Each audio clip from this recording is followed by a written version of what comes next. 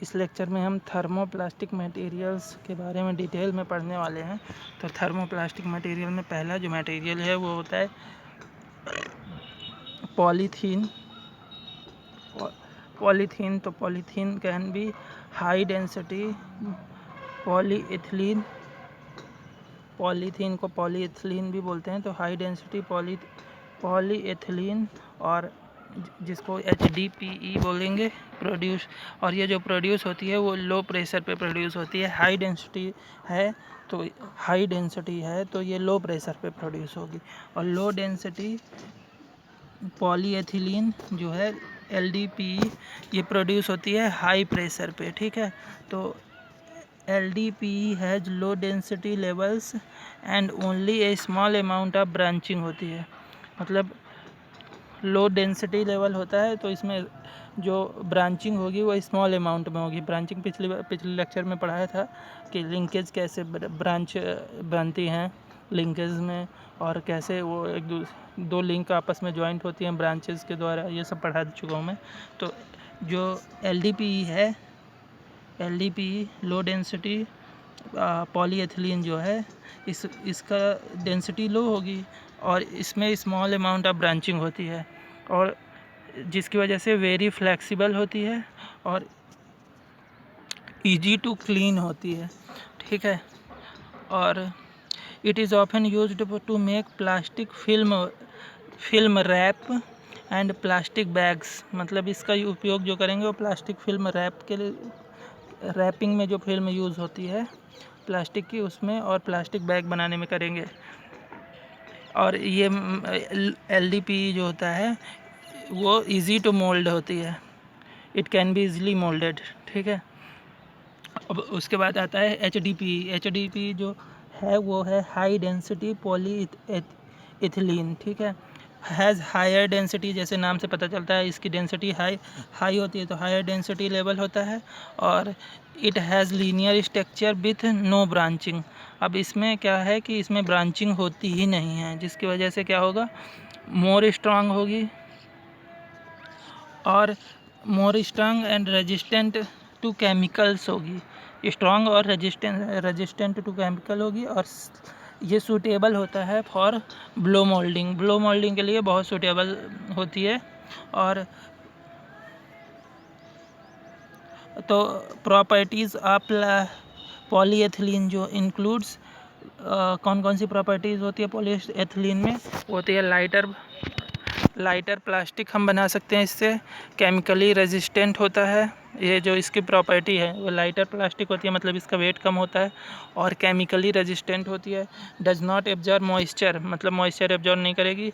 Relatively low cost होती है इसकी, क्योंकि लाइटर प्लास्टिक है इसीलिए इसकी कॉस्ट भी लो होगी। और इसका यूज़ हम कहाँ से कर सकते हैं, क्या क्या बनाने में, ये देख लेते हैं। तो it is used for making pipes, fan and blow casting, packaging और बकेट्स में यूज़ कर सकते हैं। अब इसका फार्मूला देख लेते हैं, रिएक्शन पॉलीथीन की क्या होती है। तो इसमें जहाँ पे हमने 2 मोल लिए हैं, यहाँ पे एक्चुअल में N मोल लिए जाते हैं, N की जगह में 2 भी हो सकता है। तो 2 मोल ऑफ एथिलीन लिए हैं C2H4। तो C2H4 को CH2 डबल बॉन्ड CH2 ऐसे लिखते हैं। ये डबल बॉन्ड बीच का टूट के सिंगल बॉन्ड बनता है, एक एक्टिव साइड इधर बनती है, एक एक्टिव साइड इधर बनती है। तो ये इसका मोनोमर जो होता है वो ऐसा कुछ बनता है, CH एक ऊपर जाएगा और एक H नीचे आएगा, फिर ये सिंगल बॉन्ड, एक H ऊपर जाएगा और एक H नीचे आएगा, और यहाँ से एक्टिव साइड, यहाँ से एक्टिव साइड। अब ये दूसरी एक यूनिट ऐसे ही सिमिलर यूनिट खुद को रिपीट कर लेती है एक्टिव साइड के साथ जुड़ के। तो यहाँ पे एक H बन जाता है और एक H यहाँ पे, और ये एक H ऊपर भी बनेगा और इसमें भी एक H ऊपर बनेगा। ठीक है, ऐसे ही बनते हैं, सॉरी, एक H ऊपर बन गया। ऐसे ये दो, एक मोनोमर ये है इतना पार्ट लेफ्ट में और एक मोनोमर ये राइट में बीच से। ठीक है, तो ये ऐसे ही जोड़ता चला जाता है, तो सिमिलरली पॉलीमर बन जाता है। ठीक है, तो ये इसमें दिखाया हुआ है। अब इसे हटा देते हैं, देख लेते हैं जो ओरिजिनल स्ट्रक्चर है। तो इसमें 2 मोनोमर एथिलीन के पॉलीथीन बनाए हैं, और इसी को हम ऐसे कर देंगे 2 के बाद, और यहाँ पे 2 के बाद n लिख देते हैं। n का मतलब n mole repetition of monomer. ठीक है, यहाँ से काट के ऐसे, और ये एक्टिव साइड बनेगी यहाँ पे, और ये n हो जाता है। इसे पॉलीथीन की स्ट्रक्चर बोलते हैं। तो ये मेन जो है वो यही है, एथिलीन से पॉलीथीन बनता है, और इसका स्ट्रक्चर ये आगे चल के सारे याद रखेंगे। उसके बाद अगला आता है पॉलीविनाइल क्लोराइड, जिसे विनाइल क्लोराइड बोलते हैं, पीवीसी बोलते हैं इसको, पॉलीविनाइल क्लोराइड को। ये बनता है विनाइल क्लोराइड से। विनाइल क्लोराइड में क्या होता है, जैसे एथिलीन था तो वहाँ पे, यहाँ पे थोड़ा गलत छपा है, ये CH2 नहीं CH होगा, एक CH, या जैसे एथिलीन था तो यहाँ पे CH2 डबल बॉन्ड CH2 था, तो यहाँ से ये जो 2 है ये हट जाता है, एक हाइड्रोजन बचता है, और यहाँ पे एक क्लोरीन एटम जुड़ जाता है। तो ये विनाइल का फॉर्मूला होता है। अजान होने लगी। विनाइल क्लोराइड देख लेते हैं। तो CH2 डबल बॉन्ड CH, यहाँ से H हटेगा, तो यहाँ से H हटता है, ये एक H ही बचेगा, यहाँ पे 2 नहीं होगा, और एक Cl होगा। ठीक है, हट जाएगा यहाँ से CH, और फिर ये आपस में डबल बॉन्ड टूटता है, और ये आपस में रिपीट करते हैं, और ये इतने के बाद N लिख देते हैं, लेकिन यहाँ पे पॉलीमर को आगे बढ़ाया गया है। ठीक है, तो ये विनाइल क्लोराइड होता है। इसमें बता दिया मैंने, अब एक बार पढ़ लेते हैं। तो PVC plastics is produced, PVC मतलब polyvinyl chloride, produced by addition polymerisation of vinyl chloride. Addition और कंडेंसेशन पॉलीमराइजेशन में एक बार बता दूंगा बाद में। एडिशन में सिर्फ जुड़ते हैं, जितने भी मोनोमर हैं जुड़ते हैं, उनसे बाई प्रोडक्ट नहीं बनता। और कंडेंसेशन पॉलीमराइजेशन में जब मोनोमर जुड़ते हैं तो उनसे बाई प्रोडक्ट भी निकलता है, जैसे कि कभी अमोनिया निकल जाती है, कभी वाटर निकल जाता है, ऐसे करके। ठीक है, तो ये एडिशन पॉलीमराइजेशन होता है। तो जो विनाइल क्लोराइड होता है तो ये एडिशन पॉलीमराइजेशन द्वारा बनता है विनाइल क्लोराइड से PVC। It is difference from polythene. Polythene से सिर्फ इतना डिफरेंस है कि one of the 4 hydrogen atom is attached to carbon is replaced by heavier chloride atom which is provides rigidity। मतलब 4 जो हाइड्रोजन थे एथिलीन में, उनमें से एक हाइड्रोजन रिप्लेस कर दिया जाता है क्लोरीन द्वारा। ठीक है, जिसकी वजह से रिजिडिटी आ जाती है इस स्ट्रक्चर में। अब इसका फ़ायदा क्या है, ये प्लास्टिक जो है वो सेल्फ एक्सटिंगुलाइजिंग टाइप की प्लास्टिक बन जाती है। सेल्फ एक्सटिंगुलाइजिंग मतलब, स्टिंगुलाइज़र क्या होता है, जो आग जब लग जाती है, जो आग बुझाने का जो काम आता है, उसी को स्टिंगुलाइज़र होते हैं। तो सेल्फ एक्सटिंगुलाइजिंग मतलब अगर इसमें आग लगाई जाए तो यह खुद ही बुझ जाती है। आपने देखा होगा जो केबल वायर होती है, केबल वायर मतलब जो आपके घरों में और पड़ी हुई होती है, वो वाली वायर। ठीक है, उसमें आग लगाओ तो जब तक आग लगाए रखो तब तक वो जलता है। उसके बाद उसमें से मतलब प्लास्टिक नीचे नहीं गिरती है, थोड़ी देर में अपने आप बुझ जाती है। तो उसमें ये पड़ा हुआ होता है। ठीक है, उसके बाद इसके कुछ यूज़ देख लेते हैं। तो ये यूज़ होता है केबल जैकेट्स में, लेड वायर इंसुलेशन में, फाइबर कोटिंग में, और पाइप एंड फिटिंग्स में, और फ्लोरिंग एंड सीलिंग पेंसिलिंग में। ठीक है, तो ये हो गया इसके एग्जाम्पल। शोर बहुत हो रहा है यार आज। टेफ्लॉन क्या होता है, टेफ्लॉन इज फ्लोरोएथिलीन, PTEE बोलते हैं हम। टेफ्लॉन इज PTEE, पॉलीटेट्राफ्लोरोएथिलीन होता है, and is obtain by addition polymerisation of technique and tetrafluoroethylene से ये बनता है टेफ्लॉन। ठीक है, और इसका पूरा फुल फॉर्म जो होता है वो पॉलीटेट्राफ्लोरोएथिलीन होता है। ये तो इसकी जानकारी थी नॉर्मल सी। अब आगे इसके स्ट्रक्चर देखते हैं। तो ये होता है टेट्राफ्लोरोएथिलीन। तो यहाँ पे C डबल बॉन्ड C है, डबल बॉन्ड बीच में लग गया है, थोड़ा मिसप्रिंट है। तो ये डबल बॉन्ड यहाँ ना होकर के ये कार्बन के बीच में डबल बॉन्ड है, और जहाँ पे हाइड्रोजन थे वो हाइड्रोजन सारे रिप्लेस हो गए हैं, और एक फ्लोरीन ऊपर, एक फ्लोरीन ऐसे देख लो, और यहाँ सिर्फ एक एक फ्लोरीन, ठीक है, ये एक एक फ्लोरीन है।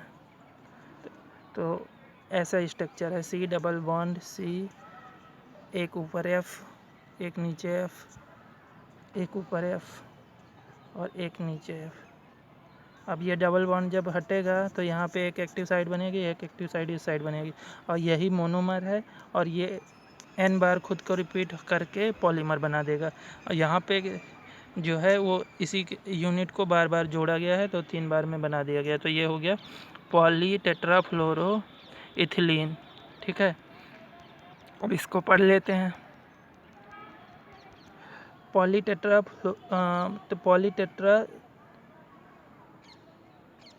फ्लोरोएथिलीन PTEE जो होता है is completely inert chemical due to presence of strong carbon fluorine covalent bonds. Completely inert होता है, ठीक है।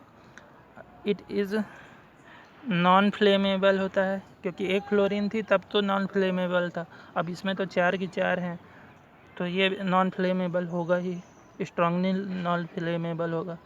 एंड गुड इलेक्ट्रिकल इंसुलेटर हो गया, ठीक है। It has high corrosion resistance and low coefficient of friction. ये इसके प्रॉपर्टीज़ हैं, हाई कोरोजन रेजिस्टेंस होता है, लो कोफिशिएंट ऑफ फ्रिक्शन होता है। अब ये कहाँ कहाँ यूज होता है ये देख लेते हैं। तो बियरिंग बसेज में, बियरिंग बसेज जो होती हैं उसमें, पिस्टन रिंग्स में, और एंटी कोरोजन सील्स में, और गजेट्स फॉर आईसी इंजन्स और केमिकल पाइप्स, इन जगह पे ये यूज़ किया जाता है, ठीक है। अब अगला देख लेते हैं, पॉलीस्टाइरीन। तो पॉलीस्टाइरीन जो होती है वो स्टाइरीन से बनती है एडिशन पॉलीमराइजेशन द्वारा। तो it is obtain from addition polymerisation of monomer styrene. The liquid petrochemical as shown below. अब इसकी जो डेफिनेशन वो है, रिएक्शन वो नीचे दी गई है। तो स्टाइरीन का ये फार्मूला होता है जहाँ बेंजाइल ग्रुप जो है एक हाइड्रोजन हटा के एथिलीन का एक हाइड्रोजन हटा के बेंजाइल ग्रुप लगा दिया जाता है, ठीक है, और तो स्टाइरीन बन जाता है। अब स्टाइरीन का एडिशन, ये डबल बॉन्ड टूटता है और यहाँ पे 2 एक्टिव साइड बनते हैं दोनों साइड, देखो ये वही लिखा है, n टाइम्स रिपीट करके पॉलीस्टाइरीन बन जाता है। कहो तो एक बार बना के दिखा दें, ये रहा, ये बेंजाइल ग्रुप हो गया, यहाँ पे C डबल बॉन्ड C है और एक H यहाँ पे लगा हुआ है, एथिलीन की तरह एक बेंजाइल ग्रुप जोड़ दिया है H हटा के बस, और यहाँ पे एक H जुड़ा हुआ है, ठीक है, एक H नीचे। अब ये डबल बॉन्ड हटेगा तो एक यहाँ पे एक्टिव साइड बनेगी, एक ये दूसरी साइड एक्टिव साइड बनेगी, और इसी को हम ब्रैकेट में ला के यही तो गड़बड़ हो जाती है, इसी को ब्रैकेट में ला के हमने n बना दिया, n टाइम से ये रिपीट होगा, मोनोमर बना गया, तो ये बन जाएगा पॉलीस्टाइरीन। अब पॉलीस्टाइरीन की प्रॉपर्टीज़ हैं, हार्ड होता है, ब्रिटल होता है, ट्रांसपेरेंट होता है, फ्री फ्रॉम टेस्ट से फ्री होता है, और हार्म टू फूड स्टॉफ को हार्म करता है, ठीक है। कोरोजन रेजिस्टेंट होता है और लो डाइलेक्ट्रिक कांस्टेंट होता है इसका। अब ये कहाँ यूज़ होता है ये देख लेते हैं। तो यूज़ किया जाता है फॉर इलेक्ट्रिकल इंसुलेशन में, फूड कंटेनर्स में, हाउस वेयर्स में, और पैकेजिंग के लिए इसका यूज़ होता है। अब ये देखेंगे बाद में, तब होता है।